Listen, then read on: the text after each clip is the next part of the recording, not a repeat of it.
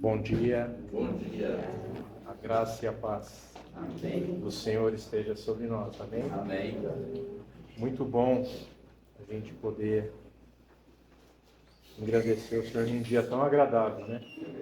Eu estava falando para a Dani que ontem eu voltei de Valinhos, eu nunca senti um calor como estava ontem. Vocês tiveram essa impressão? Estava um calor diferente, né?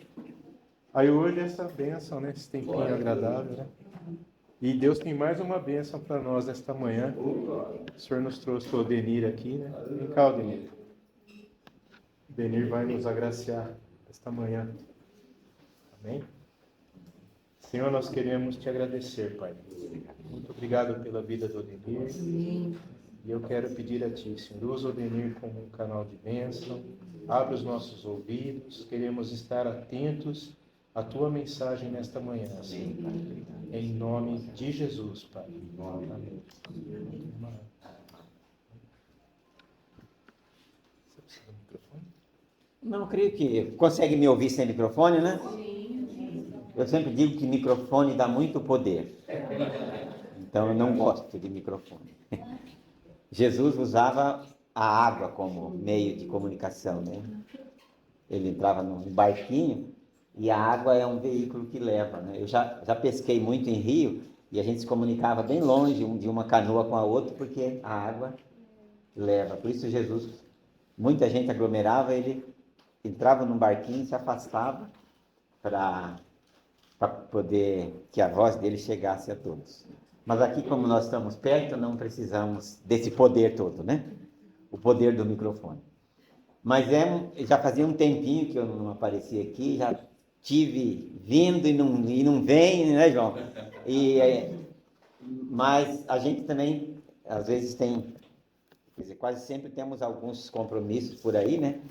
Perto e longe. Esse ano passado nós tivemos também visitando alguns lugares na Europa, e eu às vezes chego da Europa e depois já fui para a Cordilheira dos Andes, no Peru, e depois vou para os Índios aqui no Brasil, e aí acaba que o tempo passa muito, muito rápido, né?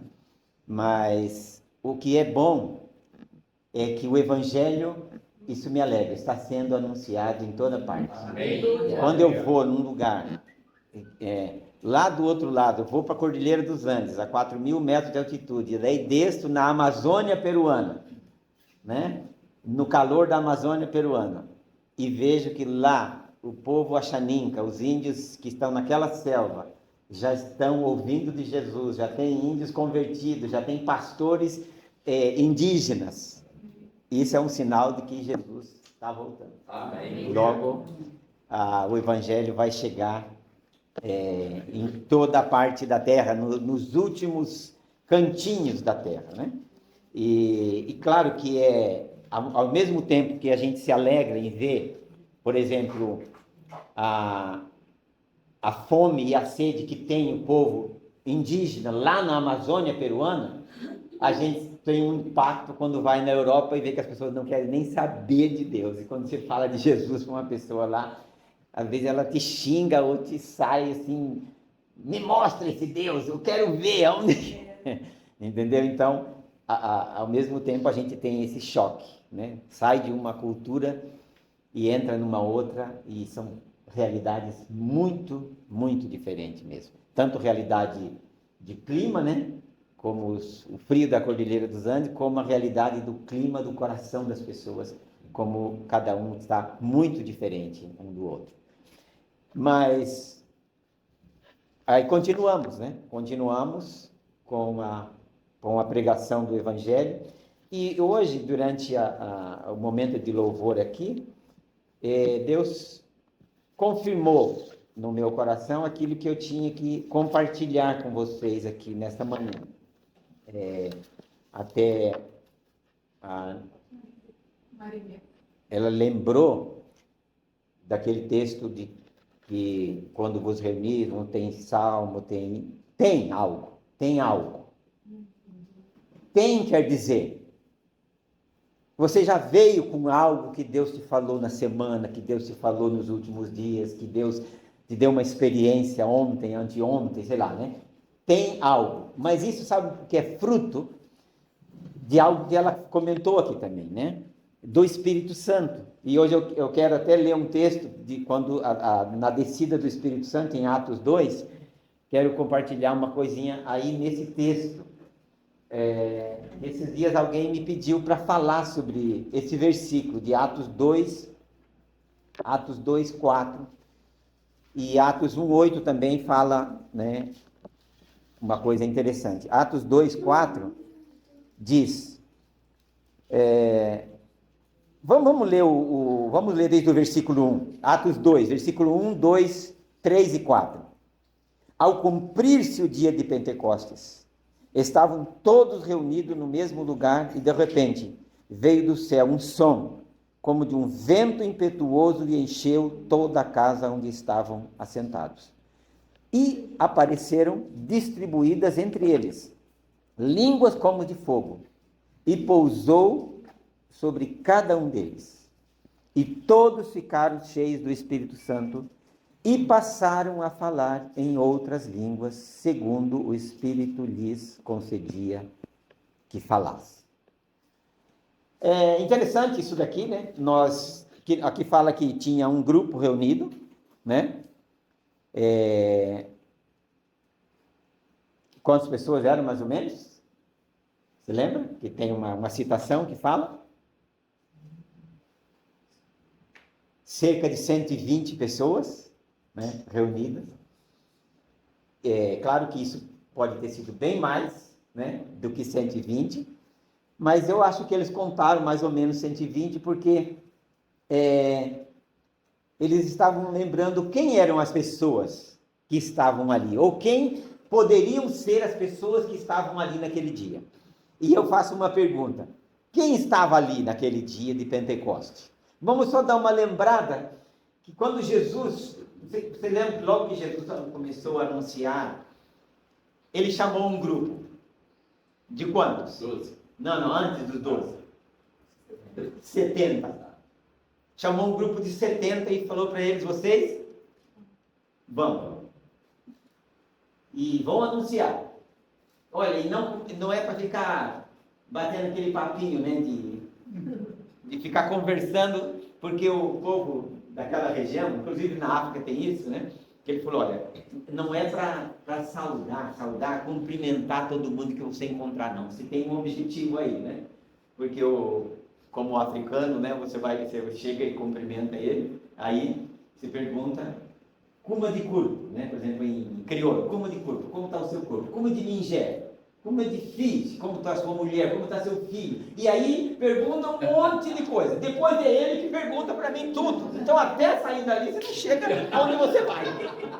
Então, Jesus falou: vai, né? Não fica saudando. Essa saudação não é oi, tchau, não. É uma conversa. Eu preciso saber como que ele está. E depois ele precisa saber como que eu estou, como está a minha família, como que está as minhas condições, minha saúde, tudo. E é uma conversa longa, né? E Jesus falou para os 70, não, vocês vão anunciar. Tá? Então ali, naquele dia estavam os 70, né? Estavam alguns que acompanhavam João Batista e que agora estavam ali também. Alguns já tinham deixado João Batista, já estavam andando com Jesus, né? Estavam com alguns discípulos de João Batista. Estavam os 12, que os 12 não eram os 70. Tá? Estavam ali muitas mulheres que sustentavam e que apoiavam o ministério de Jesus. E havia aquelas pessoas que tinham sido curadas, alguns, né, curiosos também, e gente que tinha experimentado alguma coisa de Jesus. Então, ali aconteceu, sabe o quê?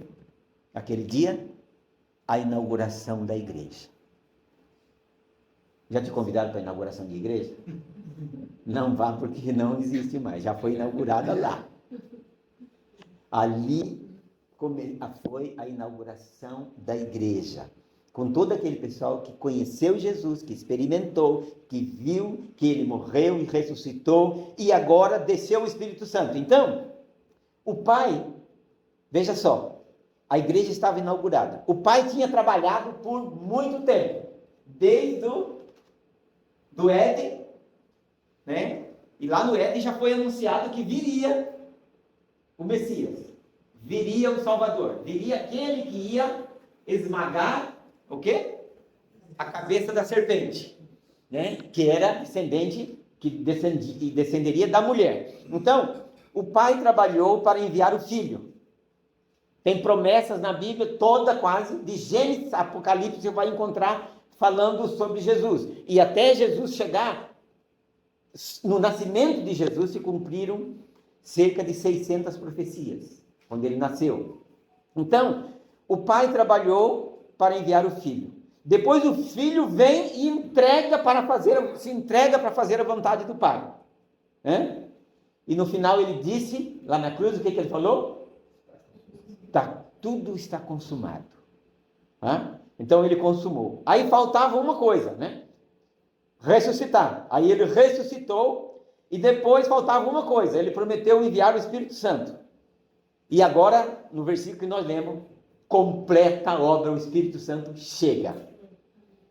E com a chegada do Espírito Santo, a Trindade tinha completado a obra da redenção da humanidade. Amém? Amém. Glória a Deus. Tudo estava terminado, né? Completou a obra da redenção. Só restava uma coisa a ser feita. Jesus reúne o pessoal antes dele subir ao céu. E ele fala o quê? Se lembra? Ide e pregai a toda criatura. E quem crer e for batizado será salvo. Amém. Que coisa maravilhosa. O ano passado, foi o ano passado, amor, que eu batizei o Américo? No começo do ano, né? O outro. Eu batizei um cacique indígena. Acho que eu já falei do Américo aqui para vocês. Aquele lá que falou que um dia, antes ele matava os garimpeiros né? Depois, agora ele falou, agora Jesus está no coração, agora pega garimpeiro e madeireiro, bate, manda, vai embora. Isso quer dizer, melhorou, já não matava, né? Agora já não mata mais, só bate e manda ir embora, né? Esse índio aí, eu conheci ele, quando eu conheci, eu tinha 20 e poucos anos. Ele, um cacique forte, poderoso, né? Até estava falando pro Cleiton, né? Que quando eu fui na selva a primeira vez com ele, ele queria mostrar a sua habilidade. Aí ele nem estava com a flecha dele, nós andando na selva, ele pegou a flecha de um outro que estava, de um outro índio, embaixo de uma árvore bem alta, eu não estava vendo nada, ele atirou, uma flecha imensa, uma árvore desse tamanho. Aí caiu um passarinhozinho desse tamanho. Mas que habilidade. Acho que ele estava querendo mostrar quem que ele era para mim não. Não vou me dividir, não. E esse índio, ele foi torturado por madeireiro, por garimpeiro, teve uma experiência terrível, mas ele conheceu Jesus. Então começou, e um dia, agora, acho que deve ser o ano anterior, deve ser no ano de 22, né? O ano de 22. Ele tinha experimentado Jesus. Várias vezes a gente viu como ele estava mudando. E ele não falava muito pouquinho português. E eu falo muito pouquinho a língua dele, né? Aí, muitas vezes a gente chegava lá para reunir com eles. E ele estava lá, do jeito que nasceu. Ele não punha roupa, né? Do jeito que nasceu. E ele era 1,70 m, 1,80 m. E ele, grandão, sentado ou deitado. Eu até brinquei um dia com uma missionária, que a gente já viajou também com a gente pelo mundo aí. Aí um dia eu mandei uma foto, que eu fui pregar para um grupo de índios assim, e ele estava ouvindo, sentado no chão, ou num banco, alguma coisa, numa tábua. Sentado assim no chão, me ouvindo. E quando eu peguei a palavra para falar, ele simplesmente deitou assim, peladão do jeito que ele estava, escorou a cabeça e ficou olhando para mim. Ele, muito discreta, fez uma foto, né? Depois eu mandei essa foto para uma amiga e falei, você não teve o privilégio de pregar numa plateia assim. Ainda não. Então, graças a Deus já tive essa oportunidade de pregar para todo tipo de plateia. E o dia que eu batizei ele, peladão, do mesmo jeito, e depois que eu batizei, ele faleceu, depois de quase um ano, mais ou menos, ele veio a falecer. Mas é uma história fantástica, muito linda, e esse é dos índios Nambiquaras.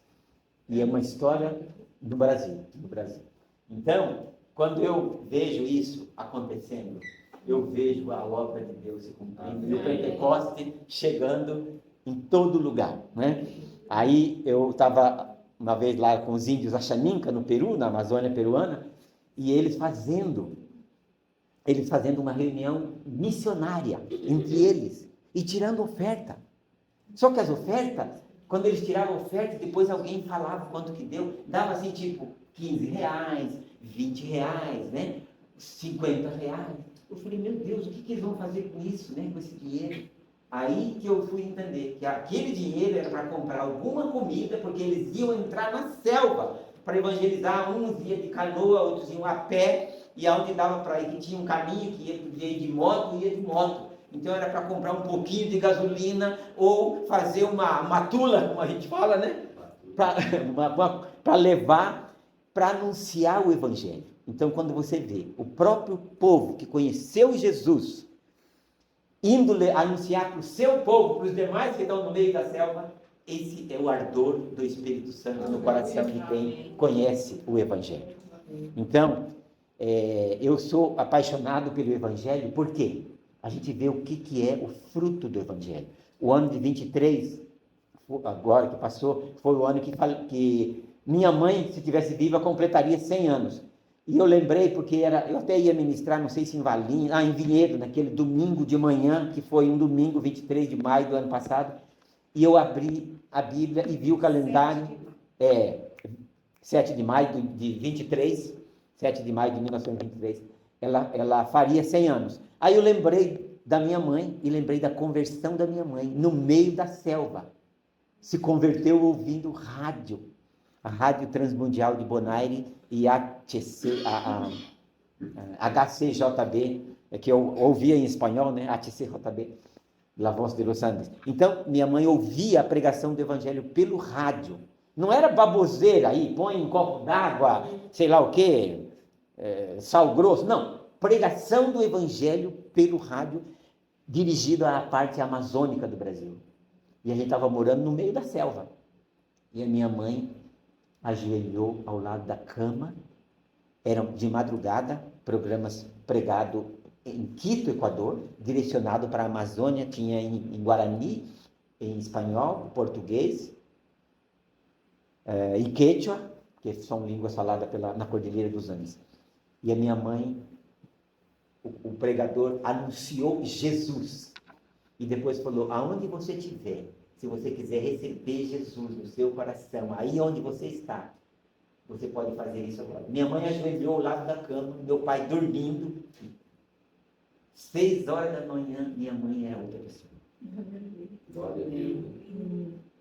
E daí eu me lembrei dela, sabe por quê?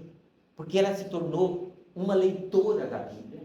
Mesmo que minha mãe, há 100 anos atrás, ela não foi na escola.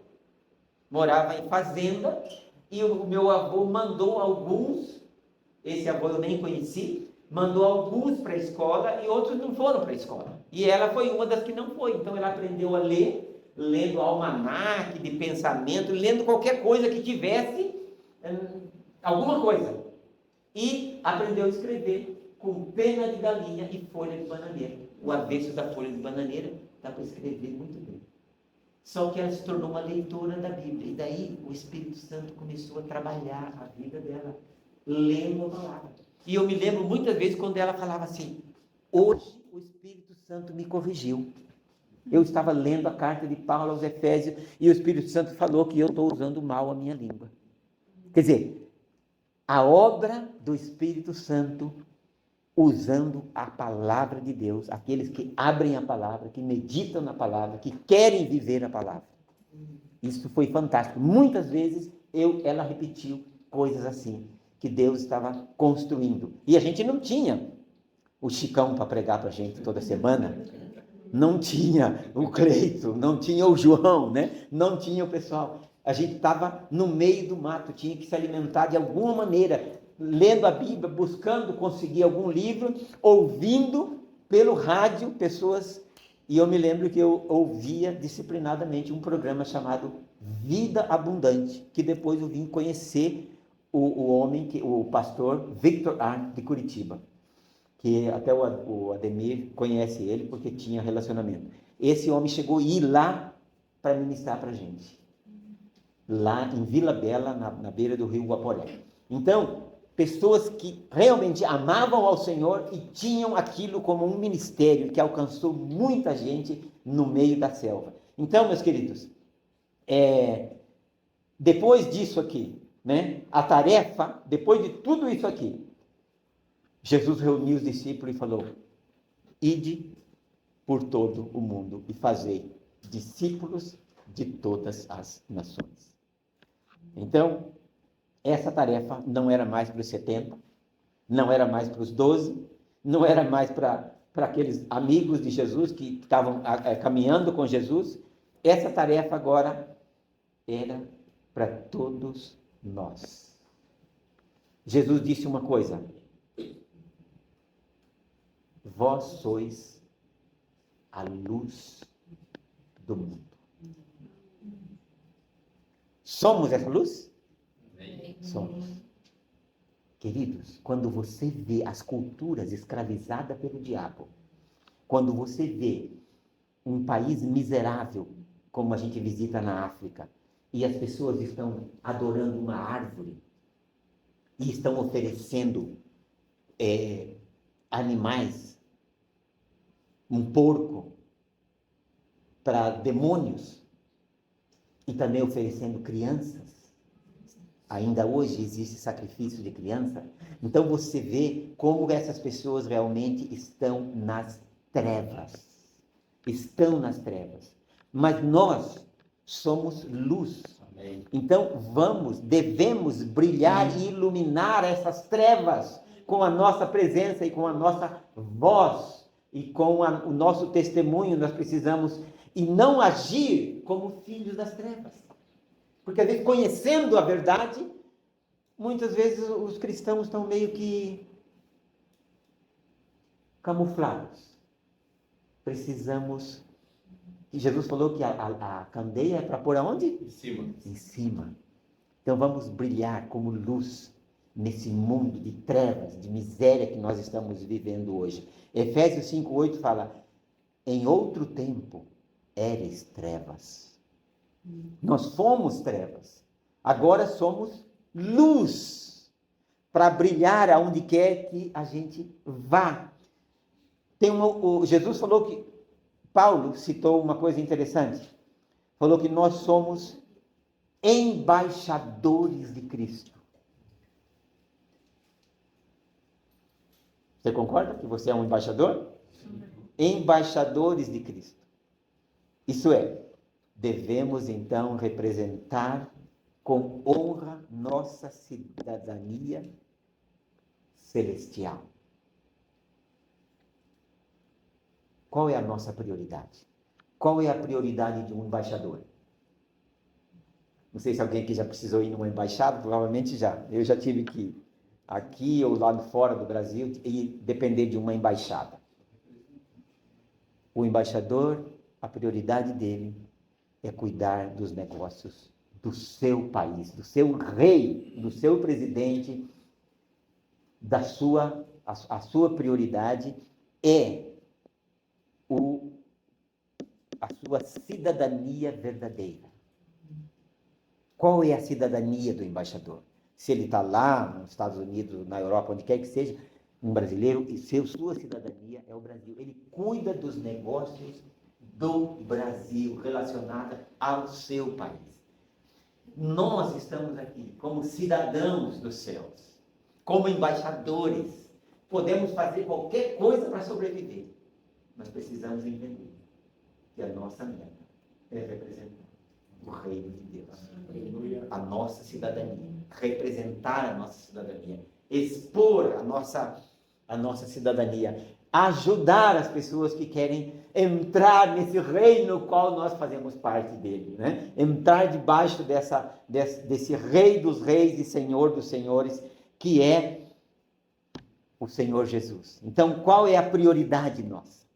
Né? Como que nós estamos com nossas prioridades? Às vezes a gente está como que tão escondido, que tal pôr uma embaixada e não pôr nenhuma placa, né? Pinta tudo de preto, a embaixada está lá escondida. Queridos, o Evangelho é luz, o Evangelho é vida, o Evangelho é alegria. Então o reino de Deus não é feito de comida nem bebida, mas é o quê?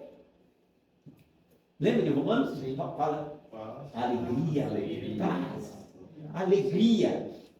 Filho de Deus é alegre. Então quando tem alguém alegre, a alegria contamina. As pessoas querem saber o motivo da alegria. Então, o reino de Deus é isso, querido. Não é só porque tem gente que eu conheci pessoas, inclusive a gente recebe, nós temos a escola lá em Paulínia, a gente recebe pessoas jovens e recebe gente de grupos evangélicos,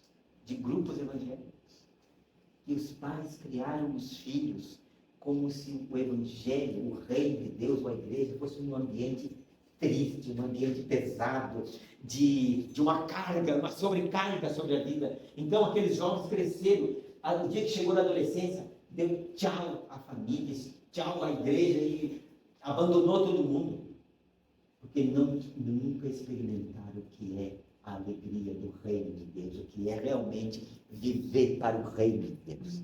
Então, outra coisa interessante, eu falei aí que Jesus disse que nós somos luz, somos embaixadores, somos o sal da terra. Aleluia. Somos o sal da terra. Queridos, quais são as 3 funções básicas do sal?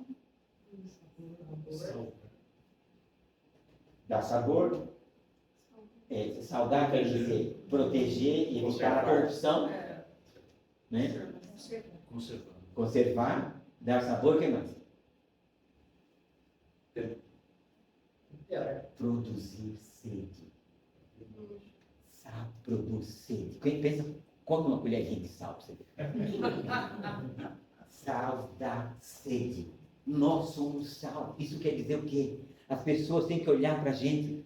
Eu quero desse negócio aí. Eu quero beber dessa água aí. Essa água é boa. Então, o sal tem essa função. Você vai para um lugar e a sociedade está apodrecendo e você chega com o evangelho e muda a história. Muda a história. Agora, há pouco tempo, terminaram acho que até eu mandei para o Chicão.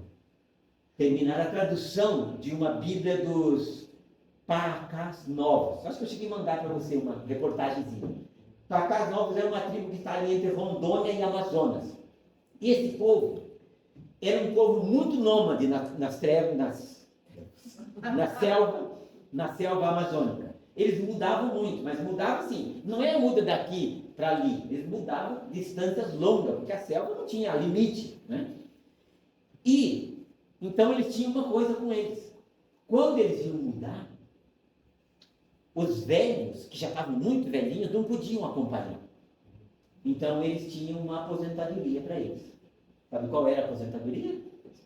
Amarrava a rede daquele velho numa árvore bem alta e punha ele lá e amarrava ele para ele ser comido ali pelos humanos. Essa era a aposentadoria. Jesus. Sim. Só que o evangelho chegou lá. E agora eles cuidam dos velhos. Amém. Isso é que é ser sal e não deixar apodrecer uma sociedade. É isso que o evangelho produz. Não só produz esse tipo de coisa, como também numa cultura como na África, que a gente viu lá, numa miséria que o povo estava, que eu vi a miséria, onde 1 quilo de carne, eu fui comprar, e olha que eu tinha uns dólares, eu fui comprar 1 quilo de carne, não tive coragem de comprar, porque era uma carne importada do Brasil ou da Argentina, era caríssimo. mas tinha morrido o feiticeiro famoso da região, e eles tinham matado 300 vacas, que o fazendeiro, durante os seus anos de ministério, aquele feiticeiro, acumulou para oferecer aos demônios.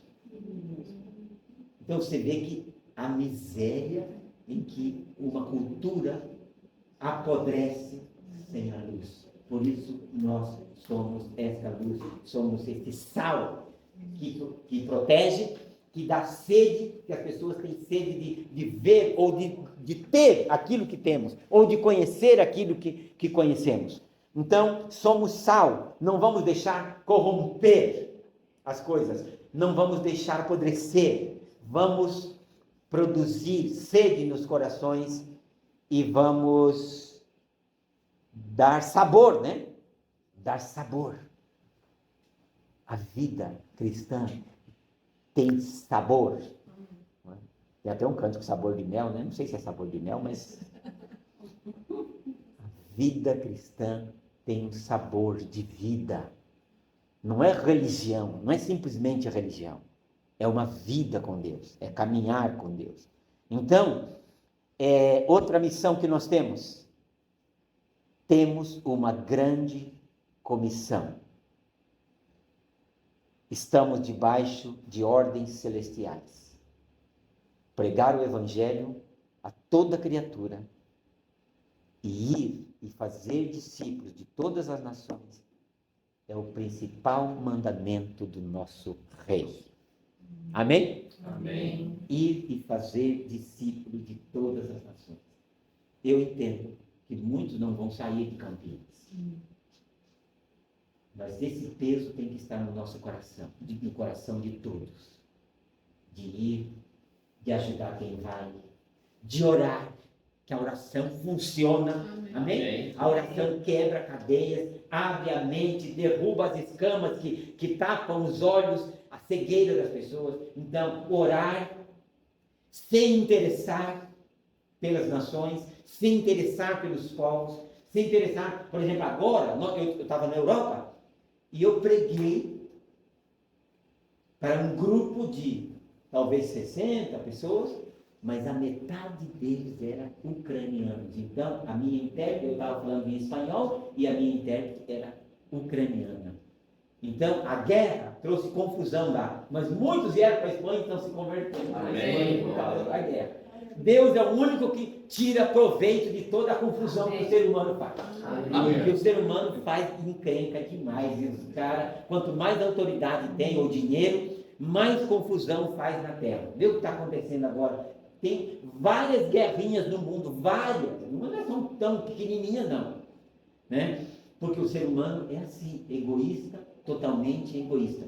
Mas mesmo diante disso, Deus está salvando pessoas, né? E curando essas pessoas, traumatizadas de uma guerra, famílias divididas. Nós vimos lá isso, as famílias divididas, uma menina morando num lugar, a outra parte da família em outro, muita dificuldade, porque o governo tem que conseguir lugar em casa e não consegue para todo mundo morar junto. Então, temos uma missão, queridos, temos uma missão. Essa é a maior missão que temos. Então, nós podemos ir nas ruas, perto, longe, onde quer que seja, mas também podemos orar, podemos contribuir, podemos ajudar quem vai, podemos ofertar para pessoas que fazem um trabalho sério. Tem muita gente que faz trabalho muito sério, que estão propagando o Evangelho. Eu estou ajudando um pastor no Peru, que eu viajo sempre para lá, e ele trabalha há muitos anos com os povos da Cordilheira dos Andes, numa altitude de 4.000 metros, 4.500. Então você imagina, no inverno a gente pega temperaturas de 15 graus abaixo do zero, 20, e trabalha com o povo lá da Amazônia, a temperatura de 30, 40 graus. Quer dizer, tem que estar disposto a enfrentar esses solavancos da temperatura e todas essas coisas. E eu tenho ajudado, e agora ele me convidou já para ir em maio para um lugar que não é qualquer um que vai, porque é o lugar dos traficantes, uma região onde tem muitos traficantes. Mas como já tem um camarada de lá convertido, então a gente vai na casa dele, né? Então ele é do lugar, mas não é qualquer pessoa que entra nesses lugares assim. Então a gente tem esse privilégio também de entrar nesses lugares assim com Jesus, né? Claro que sem Jesus eu não vou não. Com ele eu estou tranquilo para enfrentar qualquer coisa, porque ele falou, né, que ele estaria conosco alguns dias, é isso? Não. Todos os dias até a consumação do céu. Então, às vezes a gente tem uma certa desconfiança, um certo temor, mas depois lembra de Jesus. E ele falou para a gente não temer a nada, não ter nenhuma ansiedade, nenhuma preocupação, que ele estaria conosco. Daí, se tem um refrigério, vamos embora. E também, para a gente que está aqui nesse mundo, o que Paulo falou? Morrer é o quê? Tem perda? Ah, é lucro. Se morrer é lucro. E não é quem está disposto a fazer a vontade de Deus, a servi-lo, a amá-lo, ou está amando ao Senhor, ir com ele ou ficar. Paulo falou, olha, eu gostaria de ir, mas eu sei que preciso ficar, ainda tem coisa para fazer, né? Então, eu não sei se eu tenho, se eu já tenho que ir, ele é que sabe. Então, eu só não vou me intimidar por nada em algum lugar que eu tenha que ir, ou que ele está me mandando ir. Não vou me intimidar porque ele vai na frente. Quando o Salmo 23 fala assim, ele guia pelas veredas da justiça, isso é, ele guia a gente pelo caminho certo que nós devemos ir. E guiar não é estar atrás empurrando, é ir na frente. Se ele vai na frente, meu querido, estamos dentro, estamos juntos, né? Então, queridos, temos uma grande comissão, não podemos esquecer disso. Não podemos esquecer disso. Somos servos. Aí não, né, Odemir? Também ser servo. Mas não é servo. A palavra certa, sabe qual é? Escravos. A palavra servo está meio bonita, assim, né? E tem até aquela pessoa que fala, grande servo de Deus. Se é grande, não é servo. Se é servo, não é grande. Mas às vezes a pessoa usa o grande servo. Servo. Melhor falar escravo. Porque o escravo, ele está sempre aos pés do seu Senhor, disposto a fazer o que ele manda. Um amigo meu que estava trabalhando no norte da África, ele já passou até numa escola conosco há muitos anos e foi trabalhar na África. E ele chegou num lugar, não faz muito tempo, no norte da África, aonde tinha um homem lá que ainda tinha 50 escravos. Ele liberou os escravos para ir embora, porque ele não pode mais ter escravos, né, como tinha. Só que os escravos falaram, não, nós queremos, não temos para onde ir, nós vamos ficar.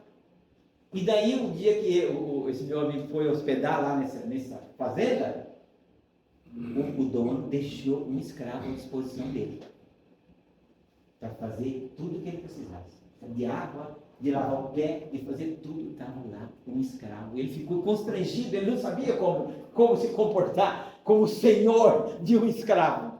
Porque ele sabe que ele é um escravo também de Jesus, né? Então, ser servo, escravo de Jesus, isto é, disposto a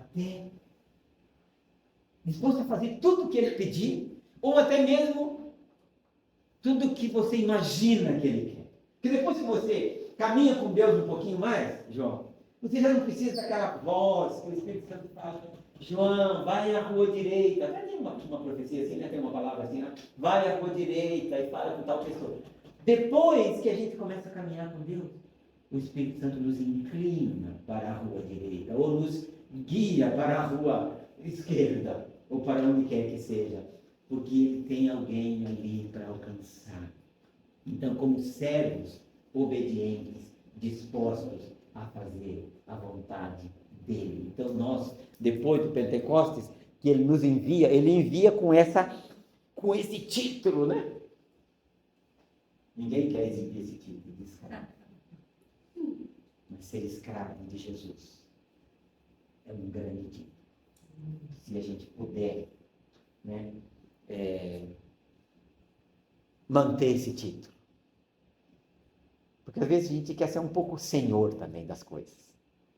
Né? Porque na verdade isso está no DNA do ser humano, né? O egoísmo, herdado de Lúcifer, né? O orgulho herdado, né? Fica incrustado na nossa vida e não nos abandona, não nos deixa em momento nenhum, né? Então nós somos servos, não viemos para ser servidos, queridos. Amém? Mas para servir. Não vamos agir como senhores. Vamos escutar, ouvir, né? Não vamos exaltar a nós mesmos. Não vamos agir como senhores exaltando a nós mesmos, vamos agir como servos, servindo. Outra coisa que nós somos cordeiros enviados para o meio de quê? De lobos. Aí é pesado, né? Você conhece cordeiro, né? Ovelha é o bichinho mais tonto que tem. Ovelha não enxerga, quase. Não tem senso de direção. Anda tudo embolado, berrando para saber onde que uma e outra está, porque ela não enxerga mais do que 10 metros. Se perde facilmente. E Jesus falou assim, que ele nos enviaria como cordeiros para o meio de lobos. Pô, Jesus, mas assim também não dá, né? Mas é porque Ele quer nos guiar. Ele quer guiar as suas ovelhas, os seus cordeiros. Nós não conseguimos andar sozinhos. E se Ele está nos guiando, nós não vamos ter nenhum problema com o lobo. Nós vamos vencer. Ele falou, eu venci o mundo. Ele venceu o mundo, ele venceu Satanás. Ele nos deu autoridade. Nós temos toda a autoridade dele. Então nós podemos vencer. E no final, lá em Apocalipse, fala que o cordeiro será o vencedor. Amém? Amém. O que tem o espírito de cordeiro, esse será o vencedor. Não é o valente, não é o que arranca da espada, né? Mas aquele que se sujeita, que tem o espírito de cordeiro, esse será o vencedor. E lá em Apocalipse nós vemos isso acontecendo. Não vamos olhar agora os textos para nós não tomarmos muito tempo. Aliás, eu nem sei quanto tempo que eu posso usar ainda aqui, né? Ninguém vai almoçar hoje, então eu posso continuar. Então, somos enviados como cordeiros para o meio de lobos. Somos também, sabe o quê? Soldados de Cristo. Então, não devemos nos enredar. O que é enredar? Passar. Quando você joga uma rede para caçar, pegar peixe ou passarinho ou alguma coisa, um bicho, né? Se você enreda aquele animal, aquele bicho, aquele pássaro, né? Então não devemos nos enredarmos nos negócios desse mundo. Enredar não quer dizer que você não vai trabalhar aqui nesse mundo. Você vai trabalhar, fazer qualquer coisa para viver. Mas não deixe isso enredar a sua vida e você não consegue fazer nada no reino de Deus e não consegue fazer a vontade de Deus. Enredar-se é estar atrapado, é estar numa trampa, numa armadilha. E às vezes, querido, isso é muito perigoso. Porque aos poucos a gente pode ir caminhando e se enredando com os negócios dessa vida e isso nos sufoca. Não podemos deixar que isso nos sufoque. Não podemos perder a meta. Somos soldados. E um soldado, quando ele se alista para o exército, o que ele tem que... ele tem que estar disposto a quê? Qualquer coisa que foi convocado, opa, o Brasil entrou em guerra. Ixi. As esposas dos soldados, dos tenentes, dos coronéis, já fica tudo tremendo, né? Meu marido pode ser chamado. Somos soldados. Precisamos estar dispostos a fazer a vontade dele. Vamos viver como todos vivem, normalmente. Mas nós temos uma meta. Nós temos um general sobre nós. Amém? Temos um comandante sobre nós. Se ele nos convocar para qualquer novidade, estamos prontos. Inclusive, o soldado às vezes tem que renunciar ao trabalho, não é assim? Tem que renunciar ao trabalho para estar disposto a fazer a vontade do país, do exército, porque ele está debaixo do comando, na verdade ele está servindo a sua pátria. Então nós somos soldados de Cristo, então temos que tomar cuidado para não nos enredar e para que a gente possa agradar aquele que nos chamou para o seu serviço. Amém? Que nos chamou para o seu serviço. Temos mais coisinhas aqui interessantes. Dessa que nós somos, né? Vou citar mais algumas aqui. Somos escolhidos e chamados para ser santos. Amém? Amém. Então, nossa meta é andar pelo caminho de santidade. O que é ser santo? Separado do pecado, da sujeira, né? Separado para Deus, para um relacionamento com Deus. Então, escolhidos e chamados para ser santos. Somos também, sabe o quê? Peregrinos. O que é um peregrino?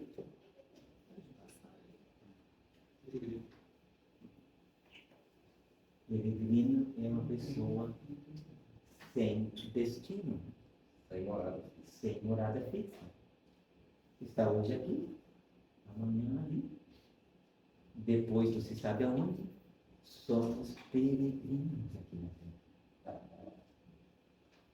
Eu me lembro sempre dos morávios.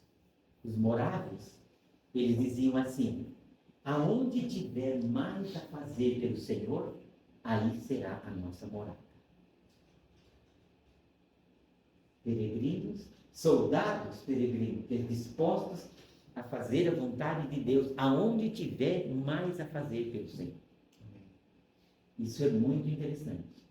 Eu não sei se nós temos um coração, um tamanho de disposição, né, para fazer isso, para dizer: Senhor, eu aceito a minha identidade. E essa é a nossa identidade, né? Essa é a nossa identidade. Eu aceito a minha identidade. Tem gente que não gosta da sua identidade. Tem gente que não gosta de ser brasileiro. Devia ter nascido na Suíça. Né? Muito frio. Mas nós nascemos nesse reino. No reino do Filho, do amado do Pai. E o Pai entregou tudo ao Filho. Nós fazemos parte desse reino. Né? E isso é maravilhoso. Então, somos peregrinos. Então, vamos remir o tempo. Amém? O que é remir? A palavra remir é de tomar de volta. É resgatar. É quando alguma coisa está tomando o seu tempo e você não está... Por exemplo, muitas vezes nosso tempo é roubado e nós não temos tempo para ler a Bíblia. Tem muita coisa que nos rouba o tempo. A própria mídia. Né? Por exemplo, a mídia é muito boa hoje. A gente pode usar para pregar o Evangelho. Mas a mídia está atando as pessoas. Tem gente que não consegue parar e ter um tempo de ler e meditar na palavra. Sabe por quê? O celular está incomodando do lado, ou o computador, ou alguma coisa. Então, somos peregrinos. Temos que remir o tempo, tomar de volta, né? Porque os dias são maus e o rei está voltando. Amém? Amém? O rei está voltando e os dias são maus. Então, eu sou de uma família que nós somos muitos irmãos. Eu vou falar, vocês vão até assustar. Nós somos 12 irmãos. É pouco? 9 homens e 3 mulheres. 2 já não estão vivos, né? 9 homens e 3 mulheres. Então, quando meu pai saía, ou os 2 saíam da fazenda e deixavam algumas recomendações, tinha aqueles que eram responsáveis. Por exemplo, tem que fazer isso, tem que guardar lenha, porque na roça você tinha que guardar lenha na fazenda, né? Para acender o fogo de manhã, porque podia chover, a lenha estava... Tem que tratar dos porcos, eu tenho que isso. Tinha aqueles que eram super responsáveis. Os pais saíam, fazia tudo. Tinha uns, como eu e alguns mais, a gente ia brincar o máximo, para no finalzinho, na última hora, vamos. Mas a gente não sabia que hora que eles voltavam. Quando a gente sabe a hora, aí a gente, eles vão chegar no ônibus às 5 horas, então, ó, 4 horas, vamos parar tudo, vamos fazer as coisas. Mas não sabia, às vezes surpreendiam a gente, chegava e não tinha feito nada. Nós também. Como é que nós estamos com o nosso rei que está voltando? Temos tarefas. Temos tarefas a realizar. Estamos remindo o tempo, estamos aproveitando, o rei está voltando. E qual é a tarefa que você recebeu, que eu recebi? O que nós temos que fazer? Temos que estar afinados com o tempo. Mas tem uma outra coisa interessante que eu quero falar ainda, pelo menos mais essa. Somos a noiva do Cordeiro. Amém? Amém. A noiva. Somos a noiva do Cordeiro. Então, como noiva, né, devemos estar prontos, velando e esperando a volta do noivo. Mas às vezes nós estamos nesse mundo aqui, olha, parece que não vai acontecer nada, e a gente esquece de tudo, e a gente olha, mas tem muitos sinais dos tempos, e tem muitos sinais, queridos. Agora, da volta de Jesus, guerras, rumores de guerra, peste, terremoto, tanta coisa. Então, aguardando, querido, nós precisamos estar esperando a volta do noivo, guardando nossas vestes limpas e tendo nossas lâmpadas cheias de azeite. Eu gosto muito de uma mulher que já faleceu. Não sei quem já leu o livro da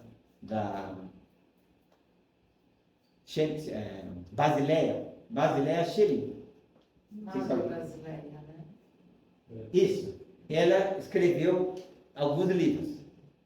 E ela falou alguma coisa sobre, né, uma época que ela estava muito doente, acamada, dentro de um quarto, e não podia nem se levantar para olhar pela janela, né? Ela era da Suíça, né? A Basileia. Ou Suécia, não me lembro agora. Mas não importa. Suíça, na Basileia. Suíça, né? E ela... As pessoas vinham visitando. E era verão. E as pessoas falavam, olha, está tão lindo lá fora. Está um espetáculo, as flores, o verde e tal. E aí as pessoas estavam com pena dela, porque ela estava num quarto, presa em 4 paredes, acamada, sem poder sequer levantar para olhar pela janela. Mas ela falou uma coisa interessante. Ela falou, deixa eu ver se eu anotei aqui mais ou menos o que ela falou.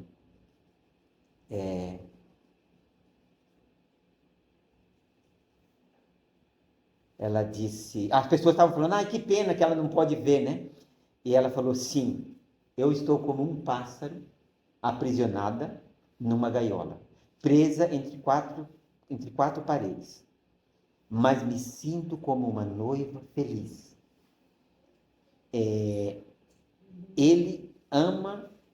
Ela ama a beleza deste mundo, mas desde que passou a amar tanto o noivo, mal percebe o ambiente que a rodeia. Não sei se você entendeu. Isso é muito forte. Quer dizer, ela estava aprisionada num quarto, mas tão apaixonada pelo noivo, tão vislumbrando o noivo, que ela esquecia do que estava em volta. Eu acho que isso aqui é bom para a gente terminar. Como está a nossa paixão pelo noivo que vem nos buscar? Como está a nossa responsabilidade com aquilo que ele deixou para cada um de nós? Porque os meus pais, para os menores, ele deixava um tipo de tarefa. Para os outros maiores, ele deixava outro tipo de tarefa. Os mais responsáveis deixavam para cuidar dos bezerros, prender os bezerros, para tirar leite no outro dia. Para outros deixavam a lenha, alguma coisa.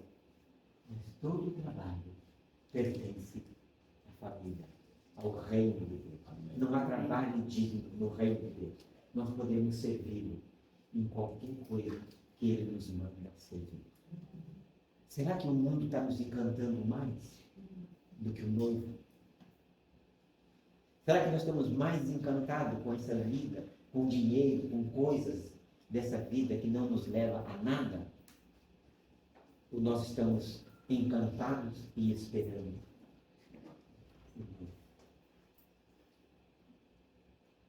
Quero deixar essa meditação aí nessa manhã para que a gente pense. E olhe cada um desses pontos aí. Eu vi que tinha gente anotando. Depois você pode buscar textos bíblicos e acrescentar, e olhar, e meditar. E fazer como a minha mãe, deixar que a palavra fale. Amém. Amém? Amém. Oremos. Pai, obrigado por essa manhã. Obrigado pelo teu coração aqui, Senhor. Obrigado pelo teu Espírito Santo que está conosco todos os dias, que anseia para nos fazer a noiva perfeita para o encontro com o noivo. Obrigado porque o Senhor é paciente conosco, paciente com nossas coisas com nossos erros, com nossas vezes que nós batemos a cabeça, que nós fazemos coisas do nosso coração. Obrigado pela tua paciência com a tua igreja. Nós oramos pela igreja no Brasil, pelos nossos irmãos espalhados por toda parte, por aqueles que estão ansiosos em fazer a tua vontade. E também oramos por aqueles que estão despreocupados aqui, Senhor, talvez perdidos, Senhor. Nós clamamos a tua misericórdia. Clamamos o teu governo. Em nome de Jesus.